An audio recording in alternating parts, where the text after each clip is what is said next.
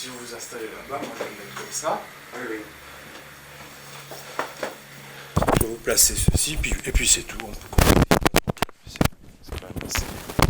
Alors par contre, le côté pull, comment on pourrait le traiter entre guillemets, sous le pull, oui, si vous voulez bien le passer. Si vous voulez passer l'ensemble, allez-y, passez ça sous les deux. Et puis accrocher le bras. Hein. Oui, je vais vous accrocher, bien sûr. Alors, attention, c'est foutre la Je ne bouge pas pour pas écraser. Voilà, et là maintenant, je vais essayer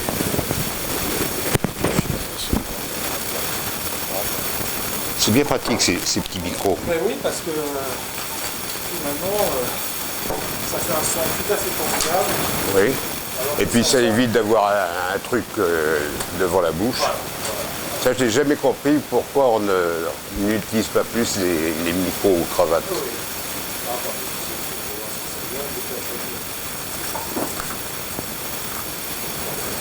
Oui. Bon, j'espère que je ne vais pas faire trop de bruit avec ces trucs-là. Tant pis.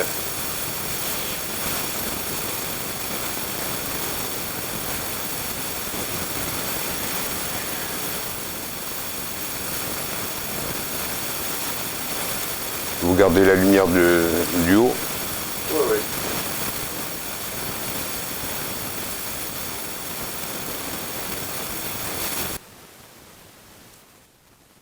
Voilà, là je vous écoute, allez-y, dites-moi juste un mot.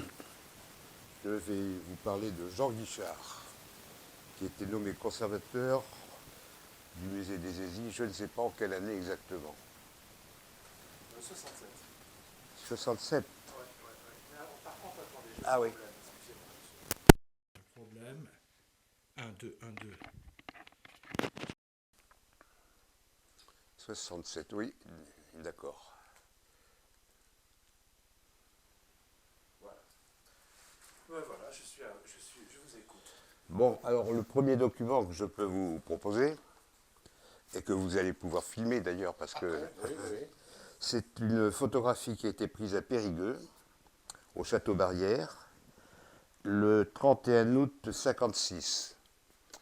Cela correspond à la date de la découverte des peintures et des gravures de la grotte de Rouffignac.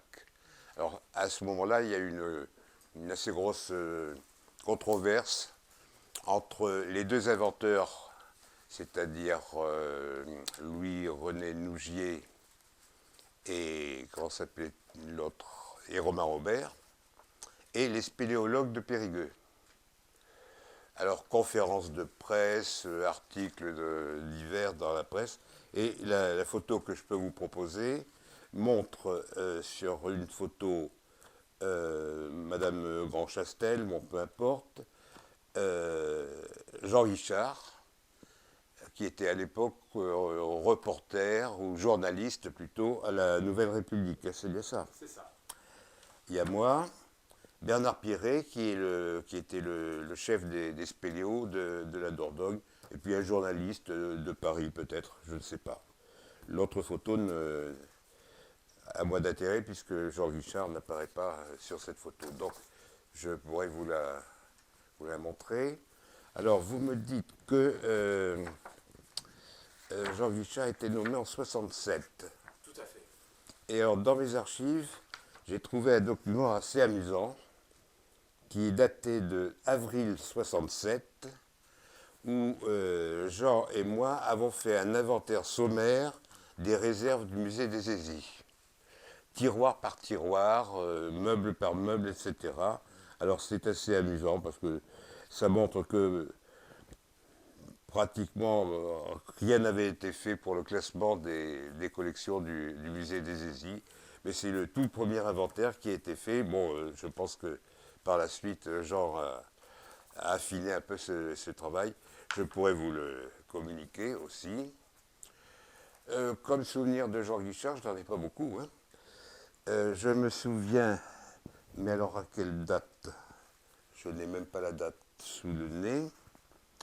Je me souviens être allé visiter le site de Barbas, dans le Bergeracois. Et alors, il n'apparaît sur aucune photo, apparemment, mais j'ai fait des photos du site. Donc, si vous voulez en reproduire, ce sera à votre disposition. Pour le reste, qu'est-ce que je peux dire de plus? Bon, vous savez déjà beaucoup de choses sur Jean Guichard.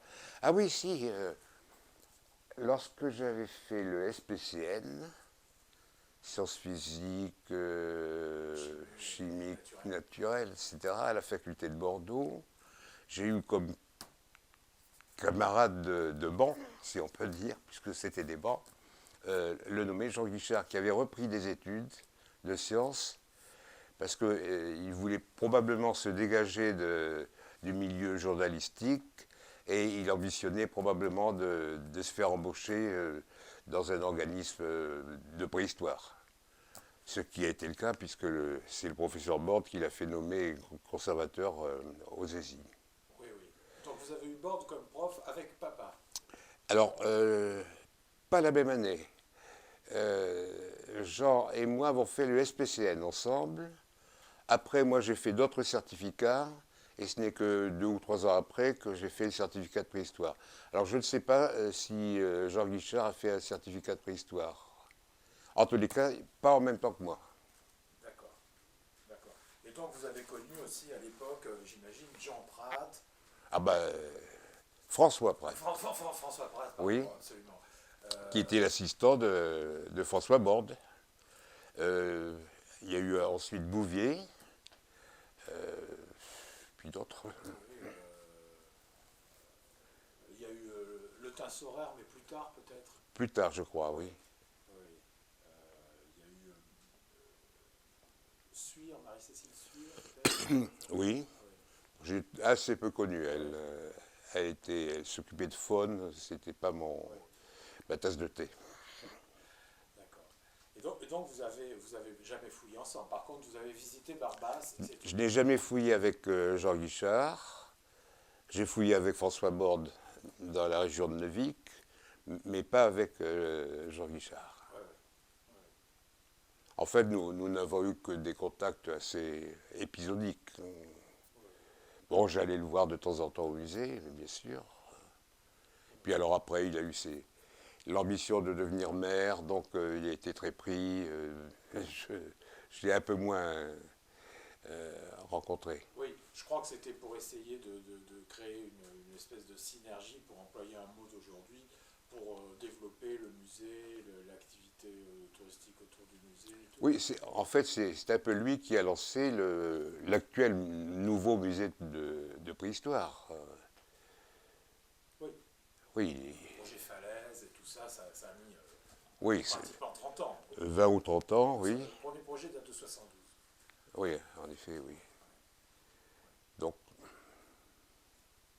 sinon, je ne vois pas quoi vous dire de plus. Oui.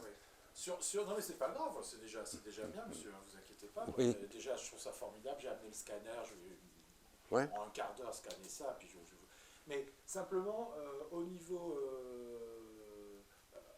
de la campagne de Nubie soudanaise et tout, Alors là, aucun détail. aucun détail. anecdote, Je ne connais que la photo que oui, nous avons publiée avec Madame Borde dans La préhistoire moderne. Et grâce à vous, j'ai trouvé le livre sur eBay et je l'ai acheté et maintenant je l'ai. Ah bon. Je ne l'avais pas. Très bien. J'aurais pu vous le prêter puisque Mais, j'en ai un exemplaire également. et- Mais je n'ai pas la photo originale. Ah ouais, moi j'ai la photo originale quelque part. Ah bon. Ouais, je vais la mettre dans le film d'ailleurs. Mhm. Et d'accord. Donc, ouais, Borde, Bouvier. Vous habitiez à Régnac, hein, c'est ça, pendant longtemps? Non, Ah non, vous étiez responsable. voilà. D'accord, d'accord. Alors, j'y habitais, peu ou prou, mais j'ai été responsable de Régnac parce que j'avais fait acheter la propriété de Régnac par la ville de Bordeaux en 1963 pour y faire des fouilles que j'ai faites pendant une douzaine d'années à peu près. Mais donc, Régnac nous servait de camp de base. Mes fouilleurs logeaient dans la maison forte, moi-même bien sûr. En ce qui concerne, sans tomber aucunement dans les polémiques ni rien, mais cette histoire de, par exemple, le projet de campagne un peu avorté, avec l'histoire des sous donnés par Maurice Druon, qui est mort, vous savez, hier ou aujourd'hui, Maurice Druon, Oui. qui avait Gilles Deluc et mon père en 73 sont montés voir Maurice Druon, qui était rue de Valois, qui était ministre de la Culture de Oui. Mesmer sous Pompidou à l'époque, qui leur a promis 10 millions de francs, c'est-à-dire 1 milliard. Donc mon père et Deluc sont revenus en Dordogne très contents d'avoir gagné 1 milliard. Et enfin, gagné Oui, oui. pas pour eux. Et finalement, d'aucuns prétendent que ça aurait été coupé en deux, 500 briques par Guénard pour ce qui est devenu le CNP et 500 briques pour Rigaud pour ce qui est devenu la DRAC à la place de Voilà. Bordeaux. Est-ce que vous confirmez le détournement entre guillemets? C'est très possible. C'est très possible. De toute manière, cette histoire du château de campagne a duré très longtemps et de manière un peu imprécise. Hein. Ça, Ouais. Mais là, je ne connais pas les rapports, je n'ai pas eu de contact officiel. Ouais. Parce que, évidemment, c'est singulier de voir. Mon père avait eu des projets et puis ils sont arrivés à terme après sa mort finalement. Et il n'y a aucunement, il n'est fait jamais mention, si vous voulez, du côté initiateur de l'idée, si vous voulez. Oui, l'utilisation de campagne était, enfin, l'idée était de Jean Guichard, il me semble. Hein. Oui, tout à fait. Oui. Et sinon, bon, après, il y a eu d'autres projets. Il y a eu le PIP là, qui s'est implanté il y a quelques années seulement. Et qui va bâtir aux Aisies. Ça y est, c'est commencé. J'ai vu le chantier hier. J'étais pour la pose de la première pierre la semaine dernière. D'accord.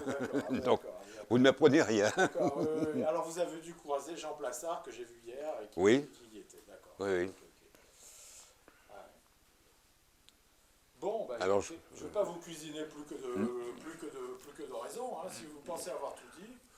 Tout ce que je peux savoir directement en rapport avec Jean Guichard, oui. D'accord. Ok, monsieur. Bon, écoutez, vous savez ce que je vais faire? Je vais aller dans la voiture chercher mon scanner. Je Oui. vais m'installer dans un coin, là, et puis... Je vous laisse. scanner ça, si ça vous ennuie pas. Non, pas du tout.